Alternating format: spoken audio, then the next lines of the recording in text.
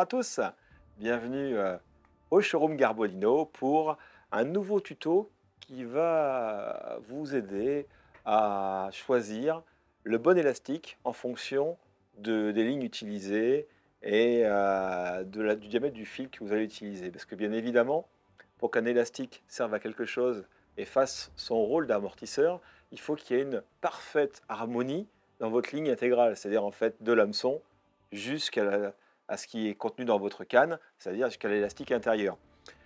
Je vais vous donner un exemple très simple, après on rentrera dans le détail un peu plus tard, mais l'idée c'est, imaginez-vous pêcher les brèmes, les gros poissons en rivière, avec un élastique hyper tendre et avec un gros fil. Imaginez-vous, vous ferrez ce gros poisson, l'élastique va sortir, il va sortir, il va sortir, il va se tendre, beaucoup trop tendre pour contrer le premier rush des poissons. Le poisson va vous prendre des mètres et des mètres d'élastique, vous allez perdre un temps infini, vous risquez de le décrocher, parce que le poisson va prendre de l'élan et il ne sera pas freiné par cet élastique, justement qui ne sera pas suffisamment puissant pour pouvoir le bloquer. Et puis en plus, vu que vous allez pêcher la brème, vous allez pêcher qu'un hameçon assez conséquent, et il n'y aura pas du tout de relation entre l'élastique sélectionné au départ et le résultat que vous allez obtenir. Donc c'est vraiment important de mettre en relation toujours l'élastique, son diamètre, sa matière, avec le bas de votre ligne. Ça c'est très très important. A l'inverse, si on pêche des gardons, des petits poissons avec un élastique trop dur et avec un fil très fin, le problème lorsque vous allez ferrer, l'élastique ne va pas sortir, c'est que le nylon qui va jouer son rôle d'amortisseur, qui est un amortisseur très limité vu que c'est un nylon très fin, et vous risquez la casse, tout simplement parce que l'élastique ne jouera pas ce rôle d'amortisseur tout simplement. Donc c'est pour ça que je vais essayer de reprendre les bases, parce que là, souvent aujourd'hui, quand on est ensemble, quand on est réunis, c'est pour vous aider à progresser et à reposer les bonnes questions et à tout remettre à plat pour repartir sur de bonnes bases et de ne pas faire d'erreurs justement, on va dire, d'erreurs qui semblent simples quand on les a expliquées, mais dans lesquelles on tombe tous à un moment donné par facilité ou simplement parce qu'on n'a pas posé le sujet sur la table et on n'a pas réfléchi. Voilà. Alors un exemple très simple. On va pêcher les gardons dans un canal très technique avec un nylon très fin. Nylon très fin pour les gardons, c'est du 7, du 8 centièmes. C'est des types d'hameçons comme ça, longue tige, fin de fer. Là, j'ai du 7,1, là, j'ai du 8,5. Donc, on est sur quelque chose de très, très soft en termes de grosseur de fil. Bien sûr, c'est un fil qui est fragile, mais qui peut être justement soulagé par un élastique très tendre. Et là, dans ce cas-là, j'ai opté pour un seul élastique qui va faire le job, qui va être le 1 mm Ultra Soft en hybride. Alors, c'est quoi l'hybride? C'est une gomme, en fait, qui est hyper tendre. C'est à mi-chemin entre l'élastique plein qui donne, entre guillemets, une certaine résistance à l'allongement et l'élastique creux qui est justement très tendre. Donc l'hybride, c'est un mélange des deux. Alors c'est du plein, mais avec la tendresse du creux. Voilà, donc en fait, c'est vraiment un compromis très intéressant. Mais ce qui est certain, pêche technique, nylon de 7 à 8 centièmes, on prend de l'hybride ultra soft en 1 mm. Ensuite, on veut pêcher un peu plus grossier, mais à peine plus grossier. Des gardons un peu plus gros, des plaquettes, des poissons de taille modeste, avec un bas de ligne entre 8 et 10 centièmes. Donc quelque chose de très courant, hein. C'est entre guillemets les bas de ligne les plus utilisés en pêche au cou, sur les pêches de poissons blancs, 8 centièmes, 10 centièmes.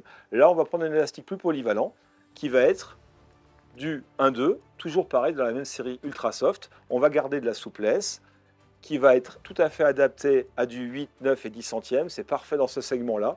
1-2, c'est vraiment l'élastique pour faire les pêches polyvalentes de fond, pour prendre tout type de poisson, aussi bien des gardons de 30 grammes que des brèmes jusqu'à 1 kg ou des poissons de ce type-là.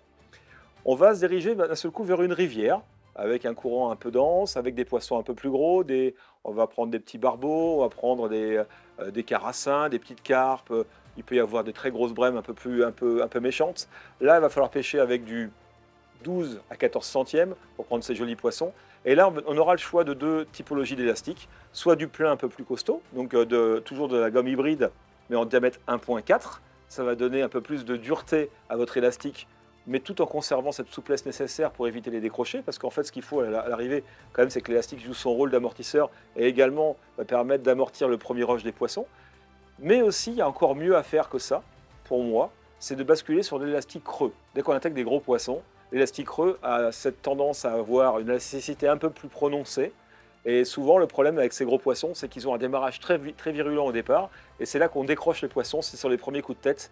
Et d'avoir cette gomme un peu tendre, mais à la fois dure, au bout d'un moment, ça va s'étirer, ça va s'arrêter. Et ce creux a tendance à faire le job comme il faut. Donc sur une pêche de rivière avec un 12 à 14 centièmes, je partirai plutôt sur du creux, en parallèle, de 1,5 à 1,8 mm. Voilà. Donc là, 1,5, 1,8 en creux, ou alors 1,4 en plein, et ça va faire vraiment le job pour des bas de ligne de 12 à 14 centièmes. Ça, c'est vraiment la grande base, et c'est ce qui fonctionne. Voilà, il ne faut pas se tromper lorsqu'on fait les mélanges, lorsqu'on monte les élastiques et lorsqu'on raccroche une ligne dessus. Il faut vraiment arriver à couper tout ça. Après, il y a un complément d'information importante.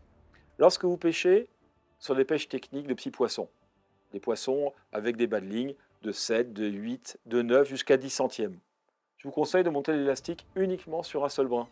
C'est-à-dire que là, j'ai ce qu'on appelle le monobloc, c'est la partie terminale de la canne, c'est un seul morceau qui mesure 1,35 m. On va y mettre l'élastique uniquement sur cette longueur-là, ça suffira largement, largement. Donc là, de préférence, on rappelle, un brin, petit poisson, tout petit poisson, 1 mm ultra soft, poisson taille intermédiaire 1,2, ça ira très bien sur un seul brin. On bascule sur une pêche de gros poissons, en étang, en rivière. On ne parle pas de carpe, hein, on parle de poisson blanc, hein. On parle de tanche, on parle de brème, on parle de petits carpeaux, choses comme ça. On mettra l'élastique sur 2 brins, donc monté sur un kit entier, donc composé de 2 brins qui fait environ 2,60 m. Et du coup, on aura plus de réserve de puissance sur l'élastique. Et là, on basculera de préférence sur du creux de 1,5 à 1,8 mm, ou alors sur le plein ultra soft de 1,4. Voilà.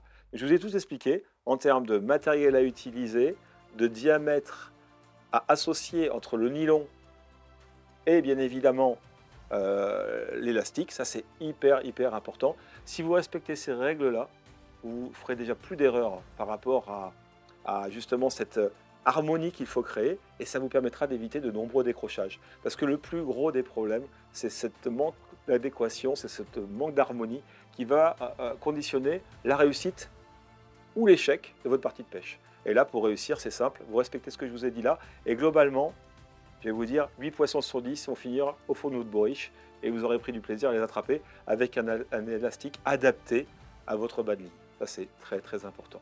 Voilà. J'espère que tout ça vous rendra bien service pour vos prochaines parties de pêche, et je vous donne rendez-vous très bientôt pour de nouveaux tutos. À très bientôt les amis.